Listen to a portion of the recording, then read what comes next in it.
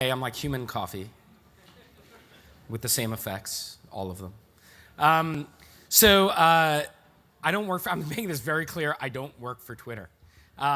This is an important designation to make because I'm not here to tell you to spend all of your money on Twitter, not here to tell you to commit to Twitter in any way, shape, or form. I'm merely here to deconstruct the ad platform a little bit. And I'll try to do it at both kind of 101 and 401 level, but also share a little few best practices with you guys, tips, not like how many characters are the right number of characters, but more interesting tips to help you guys get more out of your ad commitments on Twitter. A couple of interesting facts. People do follow brands on Twitter. It's one of the few platforms where that is inherent. People want to hear from brands. Now, they want to hear from them for a variety of reasons. It's interesting that there are 7% of Twitter users that follow over 50 brands on Twitter, though. That's a big commitment to branded content. And on the panel that you just saw here before, lots of brands are committing to content. And Twitter has become a great platform for distributing that content, primarily because people want to see it. They've already opted in. So this is a big deal. And again, something that in our minds, when we're evaluating platforms to commit media dollars to, Twitter is a pretty good platform for people opting into branded content. As far as reasons to follow a brand on Twitter go, there's lots of them, and I think that the naturals are the top two. Anytime you look at a chart, or like why does somebody follow a brand or like a brand on Facebook, why does someone follow a brand on Twitter? It's always for deals and stuff, savings, value. That makes a lot of sense. But what's also interesting are these two other ones, fun and entertainment and access to exclusive content. Again, this keeps coming back to content. When people glance at their Twitter feeds, which by the way is different from a news feed, and that news feed has, Facebook news feed, has organized content not only in terms of synchronicity, but also in terms of topic, relevance, interest. So if a lot of people are talking about a particular piece of content topic on Facebook, it will lump it together for the sake of making sure that people actually get to see it. Twitter is very synchronous. So what you see in your newsfeed at any given moment in time is not only different from what other people see, because they're following a completely different set of people, but it's also what it is and looks like at that moment. Twitter is actually trying to actively complement that with some other issues or some other opportunities. I'll get into those a little later. When brands talk on Twitter, when they do engage with their customers or at least post content that they expect them to see, a brand's followers are more likely to act. We know that this is true. So we know that they're more likely to purchase, more likely to recommend that brand's products, and are also more likely to visit that brand's website, for whatever that's still worth. But again, these are all reasons why brands have looked at Twitter as a viable solution. The challenge with Twitter is that it's not traditional display advertising. And I think what we're seeing is when we talk about native ad formats, which is all the rage these days, it upsets the apple cart a little bit because we've got an entire media economy built upon non-native standardized advertising that takes into account massive amounts of inventory, available inventory, bought, sold, traded on open marketplaces, or responding to canned RFPs that are supposed to make the creation of creative more efficient and performance to be evaluated across media platforms. Twitter's completely different, right? So the ad content on Twitter is precisely just that, content. It's a nugget of conversation. The atomic unit, as Twitter is fond of saying, of advertising on Twitter is the tweet. It's a message that goes out there. So when Intel has something to say about this Ultrabook scavenger hunt that they did, and they see that that content is resonating, they can turn that into a promoted tweet. This, of course, gets seen by more people. What that also teaches us is that the number of connections that you have on Twitter certainly enhances the potential of more people seeing your content. But amplification, earned amplification, retweets, shares, replies, things like that, that's the new frequency. And Twitter is an ad platform, and as a platform in and of itself, is affecting that on a regular basis. Promoted tweets we know are engaging. So that tweet that you just saw that Intel had there, that pays, again, to have it promoted. We know that people will interact with it. On average, 1 to 3% of people interact with the promoted tweets. That's a 1 to 3% engagement rate. That's a retweet, a comment, a reply, a share. 7 to 10%, though, is the upped number when paired with a promoted trend. And I'll get into a little more about what that is. Compare that to the response rates, and this is, again, people see lots of different response rates on traditional banner advertising. Compare that to 0.01 to 0.05%. And again, this is a whole reason why we're having this native versus standardized ad format discussion. So I wanted to take a second to kind of deconstruct one of the bigger components of the Twitter ad platform, one of the centerpieces of it, which is the branded page, the branded and enhanced profile. This is Pepsi's as of probably a couple of days ago. We actually operate this on behalf of Pepsi. We're managing, again, the integration of content with their ad buys. We're creating a lot of original content. We're curating a lot of content that's created. This is kind of where it all lives, at least on the desktop. So a couple of things to point out. The header, obviously. So yes, so this is where everyone knows that it's Pepsi. There's also that little check mark next to Pepsi, right? That says it's a verified account. There's a lot of conversation out there. I would err on the side of it being true that brands that get these verified accounts, which shows that they're legit, that they're for real, come part and parcel with the Twitter ad commitment. You're in danger of losing that if you actually stop spending on Twitter. That's just the way it's been. You might not find that written anywhere, but we know it to be somewhat true. But that's an issue. There's also an opportunity for the brand to not only show that it's for real, but tell people about it. It's got the Twitter bio, just like you and I have. It's also got a link where we can send people to. In this case, we're actually using the Facebook page, not even Pepsi.com. We're using the Facebook page because we want people to have continued engagement with the brand. You've also got, what's also different between branded profile pages and consumer profile pages is the opportunity to customize it, of course.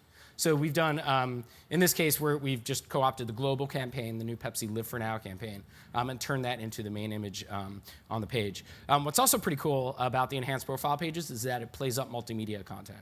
So we can see some of the most recent photos that are posted, which is actually a good thing. So when somebody wants to learn more about Pepsi, they can not only see the content that we've posted, but they can also see some of the content that we've shared.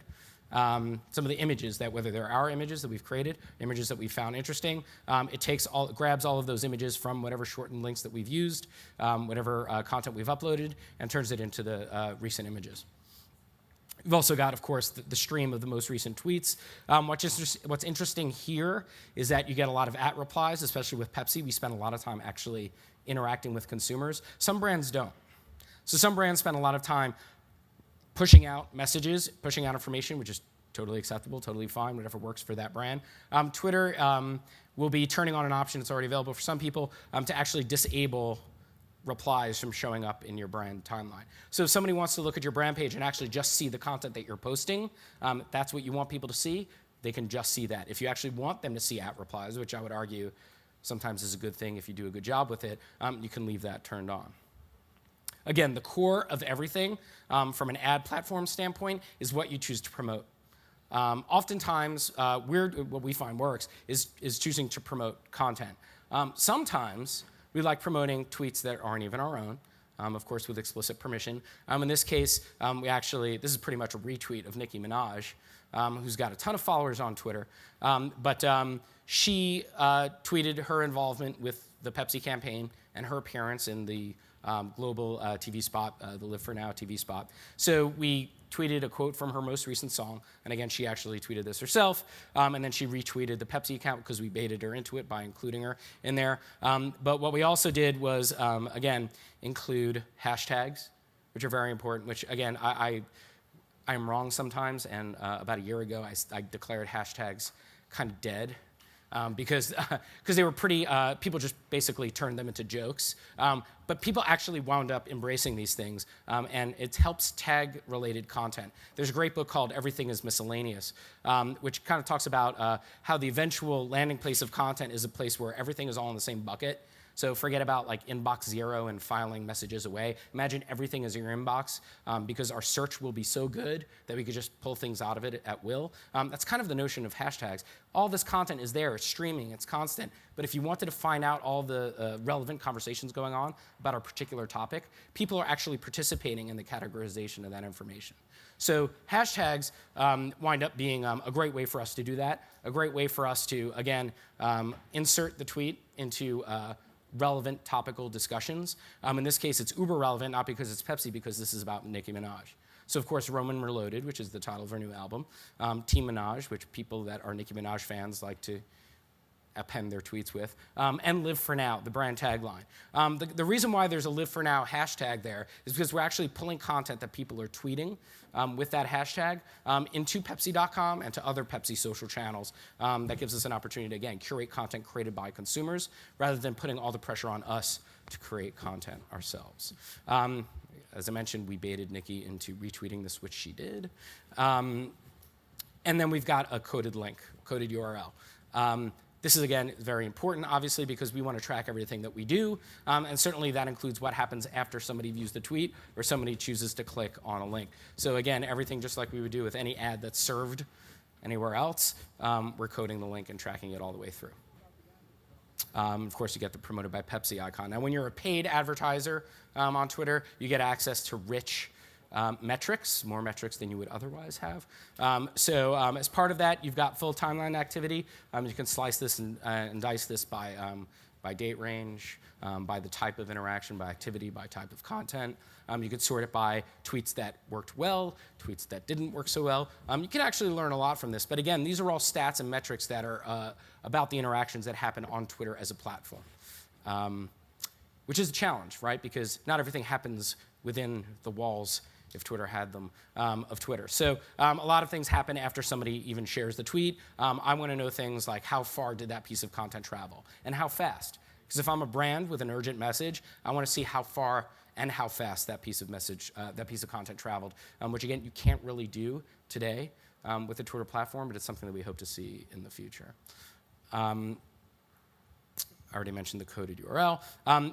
Something interesting about Twitter as a platform, which is different than, say, Facebook as a platform, is that it's not pure. So Facebook is a platform, and Pinterest as well, and things like Instagram. These are platforms. They're ways for people to do certain things. For Facebook, it's pretty much everything. For Pinterest, it's sharing images that you find on the web. For Instagram, it's about sharing photos that you take, and of course, apply filters to. But Twitter's a little different. Twitter's certainly about creating and sharing content, self-expression, networking, personal branding, all that kind of stuff. But that's really only true for 60% of the Twitter audience. 40% of the Twitter audience just consumes. They literally just look at their feeds of people whom they're subscribed to and just consume. Yeah, they might, and probably do, click on links, but if they're a sports fan, they might follow, say, 30 or so sports journalists. That's just because people have been conditioned to Twitter being a place where news breaks first. So those people may never tweet. They may just use Twitter as a sign-in for some of their favorite websites, but that's about it. So 40% of people on Twitter consume. Just consume, which is different. That makes Twitter only about 60% platform and 40% publisher, which is weird when you think about the ad formats, right? Because the ad formats are about promoting certain pieces of content that we expect people to engage with. But 40% of the people on the platform are actually just reading them. So that actually puts Twitter in somewhat of a hybrid space between display ad seller and social media services provider. So I've taken some time to actually, and I'm trying to do this as quickly as possible so we can have some Q&A, taking some time to outline some areas where you can kind of win Twitter if it were a game played with other people's money. So the first thing is be interesting. Be copywriter interesting. It's easy to say you've only got 140 characters and they're throwaway, and you just want to get a little piece of information out there and see how it does. We find that piece of content, especially when there's significant dollars behind it, especially when you spend money promoting and amplifying that message, it's ad copy. And you need professionals to write that ad copy that are adept at not only making things sound good, making the brand message easily translated and comprehensible, but also optimized to engagement. And that's something that it takes real talent to do and real experience. So when you are composing these ads, and again, these ads are still tweets, it's important to be copywriter interesting. And that means lots of things, actually. Not just in terms of the inline ads that are there, but for what's happening with Twitter actually right now, probably as I'm speaking. So Twitter has recently, in the last year or so, purchased a couple of companies. One of them is Summify. This is a company that actually takes interesting content on Twitter, formats it as an email, say a newsletter, presents a daily digest to you for consumption of, say, content that you just missed or that you may have missed this week. Because as I mentioned earlier, when you're looking at Twitter, you're looking at a essentially live feed, something that if you glance away from it for a second, you might miss something very important or something that we imagine might be important for you. So Summify was a way for Twitter to actually take all of that information, again, assemble it into a digest and deliver, you say, a daily or weekly or monthly newsletter to people per their preference, for them to, again, see what they might have missed. This is important because Twitter is not just a real-time relevance engine, but it's also an interest engine. And that interest thing is a word that you'll hear Twitter use more often as they embrace the fact that they may actually also be a content and media platform, media company. They also just recently, as of a couple of days ago, acquired a company called REST Engine. REST Engine is interesting because it's kind of like Summify in the sense that, yeah, it's meant to create customized emails based upon things that are interesting to you, but they're the marketing services side of it. They're the sales side of it. So this is a clear signal, and again, this is conjecture, that's probably right, that Twitter will actually be taking these email digests and maybe delivering some other formats to deliver you content when you're away from Twitter or when you're not looking at your newsfeed. Because there's a lot of time when you might be thinking about what somebody might be saying on Twitter but necessarily don't have access to it. So this is a way for advertisers to get to consumers through Twitter without actually being on Twitter. Again, this is a dynamic change. Another thing is bring value. Retailers, this is something that's quite attractive to them because it's an opportunity for them to give deals and discounts to people that are not only following them and have opted in as loyal customers, but also potential advocates for the brand. So companies like Bonobos have actively used Twitter as a platform, not only to advertise on, not only to promote contents, but also to get more people to participate in more deals. In this case, they actually created a sale opportunity where they said if a certain number of people retweet a particular message, they will unlock a sale for all of their followers. They paid off on that, and they were able to create these what they call to exclusives, where they give, again, sales, deals, discounts to people that follow or engage with Bonobos on Twitter. Another way to do it is to actually be exclusive with content. Lots of studios, television networks have done this, where they provided links only on Twitter, which is kind of weird because links kind of can live everywhere, but they broke it first on Twitter. Links to view content. We wanted to, in one case, solve that problem where we actually we partnered with TwitVid to actually create a player that was only viewable on twitter.com to make it a true Twitter exclusive. But anytime you make content exclusive to a particular platform, it obviously invites people to follow or interact with the brand on that platform. So again, this is something that Sundance did. That worked out really well for them. But we encourage all brands to create or at least set aside content for channels that they plan to flag in. I kind of said this a little earlier, but it's worth saying again. Optimizing to engagement. One of the things that we work with all of our clients, and we see a lot of other folks do as well, is understanding what kinds of actions on Twitter actually make sense for your business. Because it's not just all about the number of followers you have. It's about what they do. And if you understand how what they do actually impacts your business, you've got a leg up on your competition.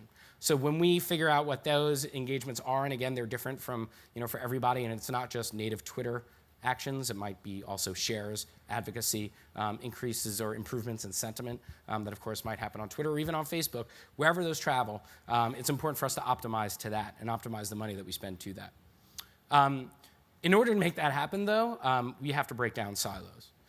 So when developing any kind of ad campaign on Twitter, I encourage all of you to stop thinking about which agency does this, which agency does that, who's responsible for, for writing the copy, who's responsible for planning the media. Figure out a way to create one contiguous solution.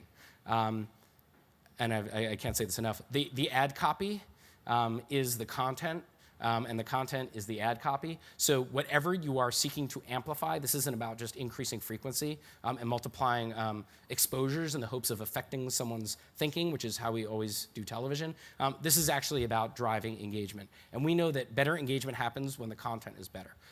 So having the people responsible for creating the content be different than the people that are actually responsible for amplifying it and actually trying to optimize this on the fly creates a lot of problems and creates a ton of inefficiency. So figure out ways, whether it's on the agency side or on the brand side, to have the same person responsible for both. That goes a long way.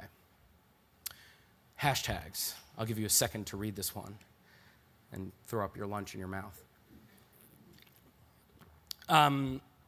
We're all probably familiar with this McD Stories thing. This was a promoted trend on Twitter. McDonald's said, of course, everybody has all these wonderful memories in a McDonald's somewhere. We should give people a platform to tell those stories. Noble idea, noble thought. Yes, a lot of great things happen at McDonald's. A lot of bad things happen at McDonald's like this. So in opening up the floor for conversation and amplifying the fact that that conversation is happening can go either way. Brands have to be prepared for that. McD Stories, great idea in theory. So is communism. So we have to figure out ways to actually create hashtags that take users down a particular journey.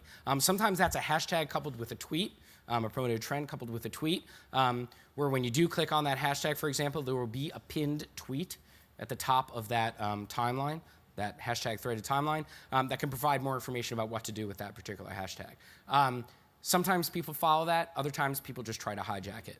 So invariably, and we all, if we have a Twitter account, we know that we have spam followers. Invariably, other spam Twitter accounts will attempt, and usually do, hijack these hashtags and try to post completely unrelated content to them. That's just something that you have to be prepared to do. And if you're actually going to be a stickler for stats and analytics and data, you'll strip out those spam comments. And I think that's something, again, Twitter has a spam problem just like every platform does and every publisher does. They're going to have to get better at doing that. Our analytics, our tools need to get better at filtering those out too. Think mobile. So many of the screenshots that I showed you were taken from a desktop or a laptop, because that's where I spend most of my day working. But the fact of the matter is, obviously, Twitter is a native mobile application. As a matter of fact, the Twitter mobile app, the Twitter iPhone app specifically, is probably the ideal way from a Twitter-provided perspective, a Twitter official perspective, to consume content on Twitter. It's actually probably less feature-rich than the desktop apps are, at least in their current incarnations. So when you're thinking about what to do with your ads or your tweets on Twitter, especially from an investment standpoint, you need to think how they appear and will work on a mobile device. So on the left-hand side, you see this is, you've got the enhanced profile page that you see on the desktop. That doesn't mean a thing on mobile. So if you look at Pepsi's page on a mobile device, if I want to see what Pepsi's profile looks like everybody else's, enhanced on a mobile device. When it comes to the tweet, you have to understand that if there's a link that you're going to put in that tweet, understand that a lot of people are going to be clicking on it on a phone. So if they do click through on a particular link, you better make sure that page that you're landing on is optimized for mobile, or that the video is playable on mobile, and that's not Flash. Unless it's Android, in which case it does play Flash. The other thing is measure everything, all right? So do the right research. There are absolutely no excuses for saying, I just spent money on Twitter and none of it is working for me. If you're going to commit to the platform, commit on figuring out what the solutions that you're going to be optimizing to are. So what engagements, think of this like Moneyball, right? Like what actions can somebody take on Twitter that will actually mean something to my business? And then how can I make those happen more frequently with more people? That's how we bring scale to success on a platform. That's what you need to figure out. So in advance of committing to Twitter, and yes, you can experiment. It's awesome. We all did that in college. It's really important to figure out before that you go into this, before you make a big commitment, what success looks like, and then score every commitment to your ability to make that happen. One of the places where we've seen this actually happen is on the TV side, and I actually applaud this, which makes a lot of sense because when people think Twitter and concurrent media usage, they do think television. Nielsen did a good study about looking at the relationship between online buzz and TV ratings, and when they say online buzz, a significant amount of that is driven by Twitter, and they were able to correlate lifts in viewership, lifts in ratings, based upon the frequency of conversations happening about a particular television program. Every industry, every brand, every product has a similar research study that they can do to gauge what effectiveness and success looks like. I encourage you all to do that. And as I mentioned, it does work great with TV. Obviously, the hashtag has become this great bridge between Twitter and television and vice versa. People are used to seeing that as almost like a watermark on certain things. I think one of the first TV shows to do this in a big way was actually the Trump roast on Comedy Central, where they had a persistent bug on the screen for the whole time. Hashtag Trump roast. Now tampon companies are doing it, and it's working. And it's actually driving people to continue an engagement, continue a story that the television commercial starts. I can't believe this wasn't actually done more often during the Super Bowl, when most people are actually watching and paying attention to commercials, but it's starting to happen more frequently now. One of the big things that Kathy had alluded to before I got up here was the deal that Twitter had done with ESPN that was announced this morning at ESPN Upfront. So basically, Twitter is partnering with ESPN to create this hashtag called GameFace, which can peacefully coexist with Taco Tuesday and trust issues in Twitter's trending topics. But the idea here is for Twitter and ESPN to jointly promote the notion that, yes, if you are putting paint all over your face, if you're a crazed super fan, take a picture of it, hashtag it at GameFace, and we will proudly sell that to brands as part of an integrated sponsorship.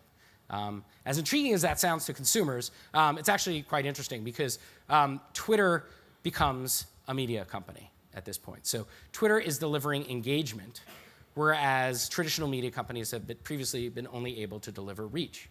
So if you marry reach and engagement, you've got a pretty convincing story to sell into media buyers that are often tasked with delivering that depth.